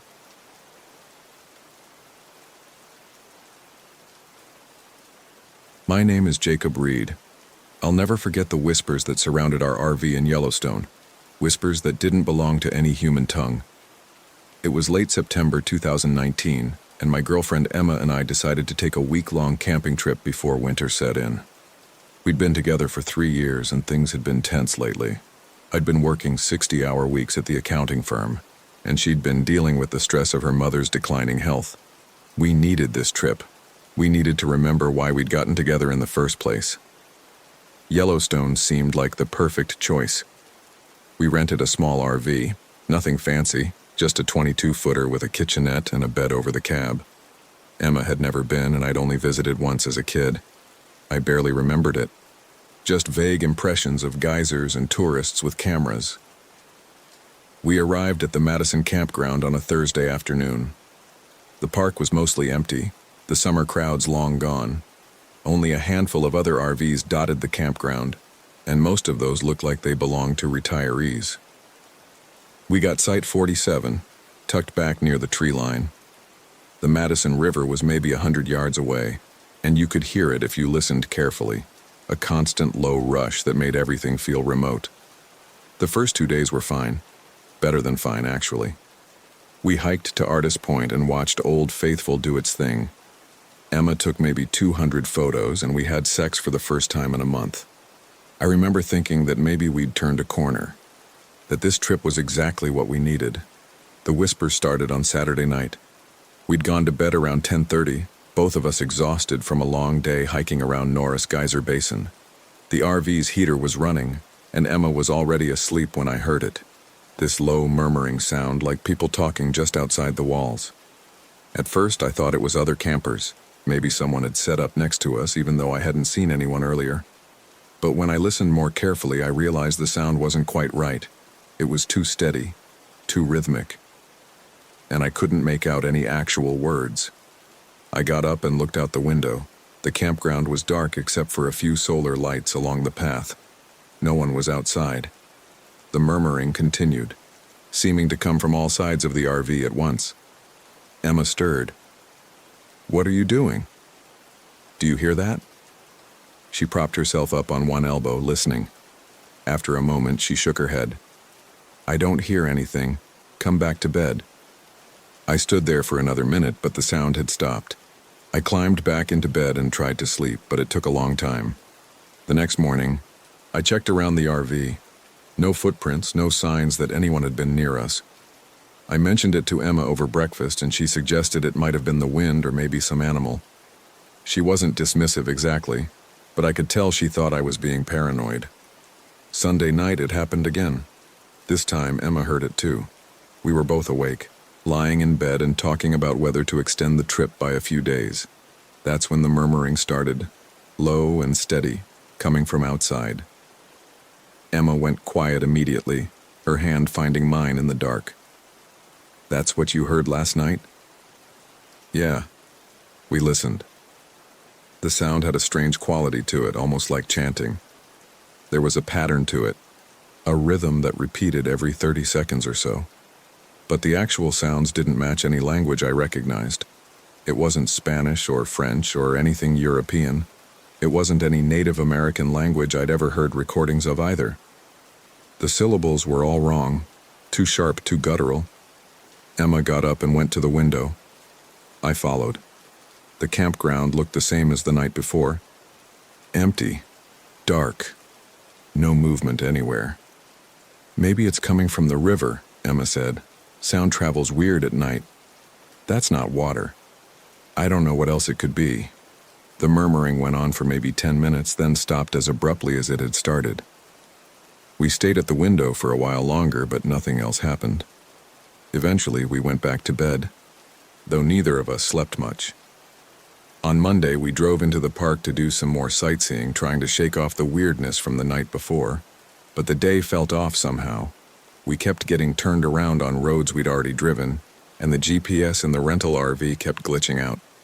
At one point, it showed us driving through the middle of Yellowstone Lake, even though we were clearly on a paved road. "Technology," Emma said with a forced laugh, but I could tell she was unsettled too.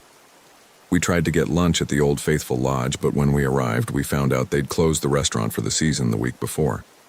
The ranger at the visitor center had told us it would be open, but now they were saying they'd never said that. Emma argued with them for a few minutes before giving up. We ended up eating granola bars in the parking lot, watching tour buses arrive and disgorge groups of tourists who seemed normal enough. But I kept noticing this older couple in matching windbreakers who appeared at every stop we made that day. At Fountain Paint Pot, at Midway Geyser Basin, at Grand Prismatic Spring, always about 50 yards away, always watching us. I pointed them out to Emma, but she said I was being paranoid. "They're just doing the same loop we are. Everyone hits the same spots." Maybe she was right, but it bothered me anyway. That night, we stayed inside the RV. We played cards and drank some wine, trying to pretend everything was normal. Around 9, Emma got a text from her sister saying their mother had taken a turn for the worse. She tried calling back, but there was no signal. She tried 3 more times over the next hour, increasingly frantic, but nothing went through. "We should leave," she said. "I need to get somewhere with service.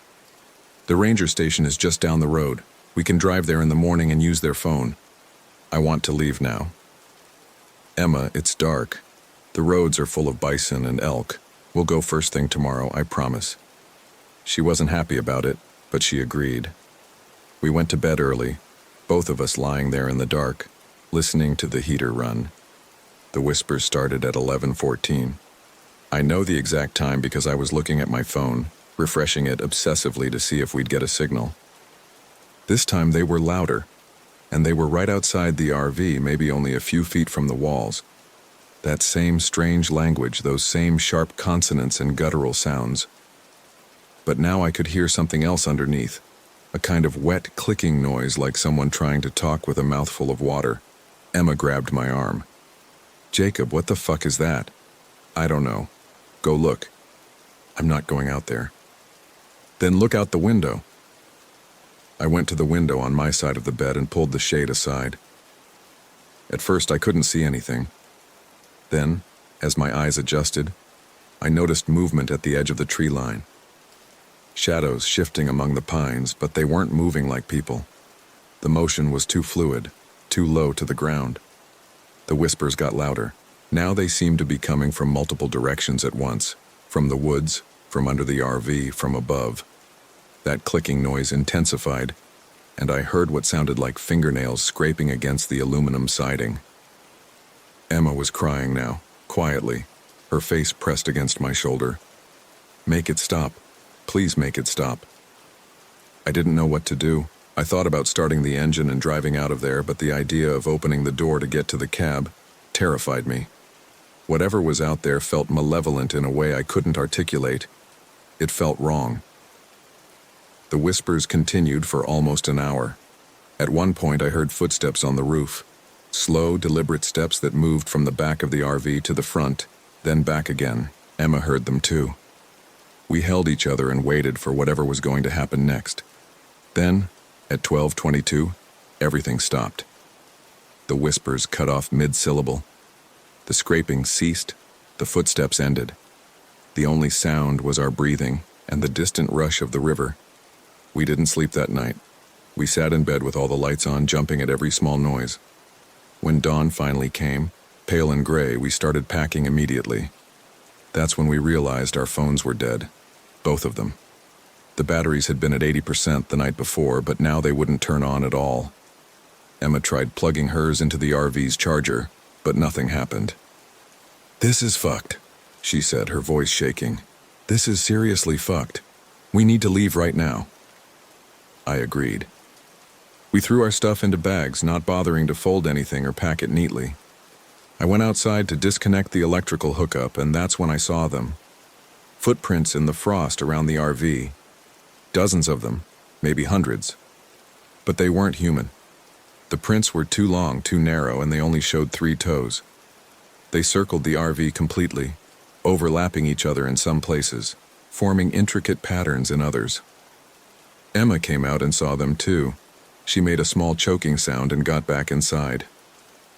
I worked quickly, my hands shaking as I disconnected the water and electric lines.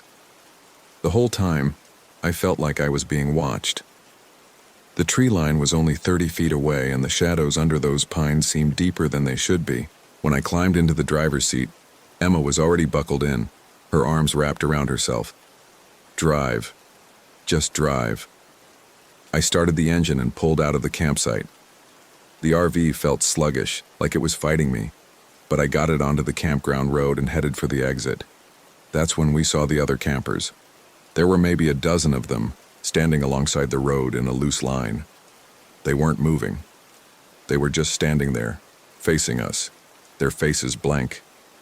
I recognized the couple in the matching windbreakers from the day before. There was also a family of 4. A single guy with a gray beard and a woman with a yellow jacket. "Don't stop," Emma said. "Don't you fucking stop." I didn't plan to. I kept driving, my eyes fixed on the road ahead. But as we passed the campers, they all turned their heads in unison to watch us go. Their necks rotated too far, at least 180 degrees, maybe more. Their eyes were wrong, too wide, too black. Emma screamed. I pressed the accelerator harder and the RV lurched forward. In the rearview mirror, I saw the campers begin to walk after us, still moving in that synchronized way. Then we rounded a curve and they disappeared from view. The drive out of the campground should have taken maybe 10 minutes. It took us almost 2 hours. The road kept looping back on itself. We'd drive for 20 minutes following the signs toward the park exit and then somehow end up back at our original campsite. The sign would still say Madison Campground and in Site 47 would be right there, our tire tracks still visible in the frost. "This isn't possible," Emma kept saying. "This isn't fucking possible. I tried different routes. I tried going backwards. I tried following the river instead of the road. Nothing worked." We kept ending up back at Site 47. By the third loop, Emma had stopped crying and gone very quiet. She was staring out the window, her jaw clenched. I knew that look. That was her shutting down look, the one she got when things were too much.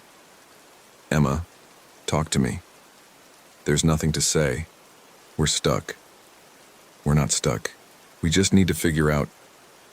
"We're stuck, Jacob. Something doesn't want us to leave." On the fourth loop, we saw the campers again.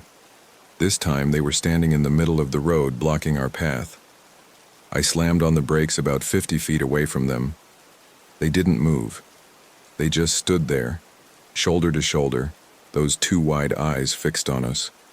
The woman in the yellow jacket opened her mouth and that clicking sound came out, the same one we'd heard the night before. Then they all opened their mouths and the whispers started again. That same strange language, those same wrong syllables. But now I could see their throats moving in ways throats shouldn't move, bulging and contracting like they were swallowing something alive. I threw the RV in reverse and backed up as fast as I dared. When I looked forward again, the campers were gone. The road was empty. "Did you see where they went?" I asked Emma. She didn't answer. She was staring at something in the side mirror. I looked. The campers were behind us now, walking toward the RV with that synchronized gait. As I watched, one of them, the guy with the gray beard, opened his mouth impossibly wide and started speaking in that clicking language. Something dark dripped from his mouth, like oil or tar. I spun the wheel and drove off the road, bumping over rough ground and into the trees. Branches scraped against the sides of the RV, and I heard something crack underneath us. But I kept going. Emma was screaming at me to stop, but I couldn't stop. I had to get us away from those things. We crashed through brush and saplings for maybe 200 yards before the RV got stuck on a fallen log. The engine stalled out, and suddenly everything was quiet, except for Emma's ragged breathing and my own heartbeat pounding in my ears. I tried to restart the engine. Nothing. The battery was dead, just like our phones. "We have to run," Emma said. "Where?" "We don't know where we are. Anywhere. Anywhere but here." She was right. Staying in the RV felt like trapping ourselves. I grabbed a flashlight from the glove box, the only one that still worked, and we climbed out. The forest was dense and dark, the morning sun barely penetrating the pine canopy. We could hear the river somewhere to our left, so we headed that way, figuring we could follow it downstream until we found help. We walked for what felt like hours. The terrain was rough, full of deadfall and hidden dips that tried to twist our ankles. Emma fell twice, and the second time she scraped her hands badly on a rock. But we kept moving because the alternative was worse. After a while, we started to hear the whispers again. They were distant at first, echoing through the trees behind us, but they were getting closer. We ran. I don't know how long we ran. Time felt strange in those woods, elastic. The sun never seemed to move, staying in that same weak morning position. My legs burned and my lungs ached, but the whispers kept pushing us forward. Then Emma stopped abruptly, grabbing my arm. "Look." Ahead of us was a structure, a small ranger cabin barely visible through the trees. It looked abandoned, the windows dark, but it was shelter. We ran for it. The door was unlocked. Inside, the cabin was a single room with a wood stove, a cot, and some shelves lined with old supplies. Dust covered everything. It looked like no one had been there in years. We barricaded the door with the cot and collapsed on the floor, gasping for air. For a few minutes, we just sat there listening. The whispers had stopped. The forest outside was silent. "What the fuck is happening?" Emma finally said. Her voice was hoarse from screaming and running. "This can't be real. This can't be actually happening." "I don't know. Those people, Did you see their eyes? And their mouths? I know. What were they? I didn't have an answer. Nothing about this made sense. People didn't just turn into whatever those things were. Roads didn't loop back on themselves. Phones didn't all die at the same time. Emma stood up and went to the window. It's getting dark. She was right. The light outside had dimmed to dusk, even though it couldn't have been more than noon.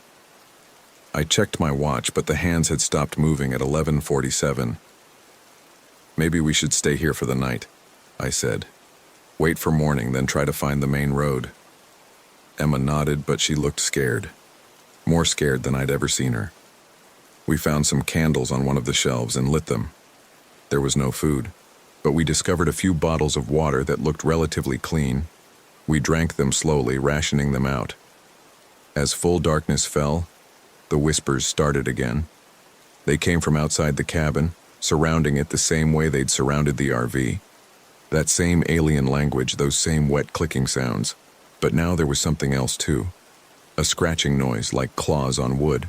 Emma moved away from the window. They're here. I looked out. Shapes moved in the darkness, too many to count. They circled the cabin, and as they moved, their voices rose and fell in a pattern that might have been a song. Or maybe a prayer. Don't look at them, Emma said. She was sitting in the corner, her knees pulled up to her chest. I read somewhere that if you look at them, they can get inside your head. That's not real, that's just superstition. Everything about this is superstition. How is this happening? How is any of this fucking happening? I sat down next to her, and we huddled together in the candlelight, listening to the whispers and the scraping and the circling footsteps. Hours passed. The candles burned lower. Then, around what my stopped watch claimed was 3 a.m., something started pounding on the door. Heavy, rhythmic blows that shook the entire cabin. The cot we'd used to barricade it scraped across the floor with each impact. Emma was crying again, her face buried against my shoulder. I held her and tried not to think about what would happen when that door finally broke open. But it didn't break. After maybe 20 minutes, the pounding stopped. The whispers faded. Everything went quiet. We waited in the silence, neither of us daring to move or speak. Eventually, exhaustion won out, and I must have dozed off, because the next thing I knew, it was morning. Real morning this time, with sunlight streaming through the window. Emma was still asleep beside me, her head on my lap. I carefully moved her and stood up, my muscles protesting. The door was undamaged. The barricade was still in place. Outside, through the window, I could see normal forest. No circling shapes, no strange footprints, nothing unusual at all. I shook Emma awake. It's morning. They're gone. She looked around, confused and disoriented. Then the memory of the previous night came back, and her face tightened. Are you sure? Look for yourself. She went to the window and peered out cautiously. After a moment, she turned back to me. We need to find a way out of here. Today. Now. We left the cabin and headed downstream along the river, hoping it would lead us to a road or at least to another person. The morning was clear and cold, frost on the grass crunching under our feet. After about an hour of walking, we saw someone. It was a woman standing by the riverbank about 100 yards ahead. She was wearing a red jacket and jeans, and she seemed to be looking at something in the water. Hey, Emma shouted. Hey, we need help. The woman turned toward us. Even from that distance, I could see her smile. She started walking toward us, and something about her gait made my stomach turn. It was too smooth, too gliding. Her feet didn't quite seem to touch the ground right. Emma, wait. But Emma was already running toward her, relief evident in every step. I chased after her, trying to call her back, but she wasn't listening. The woman stopped and waited for us to reach her. As we got closer, I could see her face more clearly. She looked normal enough, middle-aged, pleasant features, that same smile. But her eyes were wrong. They were too dark, too reflective, like polished stones. Thank God, Emma said, gasping for breath. We've been lost for almost 2 days. Our RV broke down and we need to get to a phone. My mother, lost, the woman said. Her voice had a strange quality to it, like multiple people speaking just slightly out of sync. Yes, lost. Can you help us? I asked. Is there a ranger station nearby? The woman's smile widened. Help. Yes, come. She turned and started walking back the way she'd come. Emma followed without hesitation, but I hung back. Something was very wrong here. Emma, wait. Jacob, she can help us. Come on. I watched the woman in the red jacket as she walked. Her feet definitely weren't touching the ground properly. She seemed to glide about an inch above the frost-covered grass. And that smile never wavered, never changed, even when she turned her head to look back at us. Emma, that's not a person. What? Look at her. Really look at her. Emma stopped and stared at the woman. For a moment, her face was confused. Then I saw recognition dawn and her expression crumpled into horror. The woman had stopped walking. She was standing about 20 feet away now, still smiling, still watching us with those reflective eyes. When she spoke again, her voice was different, deeper, more guttural. Lost, she said. Lost, lost, lost. The word repeated, getting louder each time, until it wasn't a word anymore, but that same clicking, whispering language we'd heard in the nights. The woman's mouth opened wider and wider as the sounds poured out, her jaw unhinging like a snake's. Emma screamed, and we ran. We crashed through the underbrush, following the river downstream. Behind us, I could hear the woman, the thing, following. But she wasn't running. She didn't need to. Every time I looked back, she was there, gliding along behind us, her mouth still open impossibly wide, those sounds still pouring out. Then Emma fell. She went down hard, her foot catching on a root, and I heard something crack. When I pulled her up, she couldn't put weight on her left ankle. Go, she said. Just go. I'm not leaving you. Jacob, please. The woman was only 10 feet away now. In the daylight, I could see what she really was, something wearing the shape of a person but not quite getting it right. Her skin had a waxy quality, and it didn't move correctly when she did. Her fingers were too long with too many joints. I picked Emma up and tried to carry her, but she was dead weight and my legs were already exhausted. We made it maybe 20 yards before I stumbled and we both went down. The woman stood over us. She bent down, her movements jerky and wrong, and reached for Emma's face with those two long fingers. I grabbed a rock from the ground and swung it at her. It connected with her head with a wet thunk and she recoiled, but no blood came out. Instead, something black and viscous oozed from the wound, and I heard that clicking language coming from the hole. The woman smiled wider. That's when I heard voices, real human voices, shouting. I looked up and saw 2 park rangers running toward us, their uniforms clearly visible even through my terror-blurred vision. The woman in the red jacket vanished. 1 second she was there, the next she was just gone, like she'd never existed at all. The rangers reached us, their faces concerned. Are you folks okay? We got a report about an abandoned RV. There was a woman, I said. She was right here. She was... Take it easy, sir. You're safe now. Let's get you and your girlfriend some help.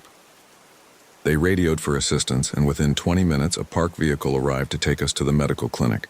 Emma's ankle was badly sprained, but not broken. They gave us blankets and hot coffee and asked us what had happened.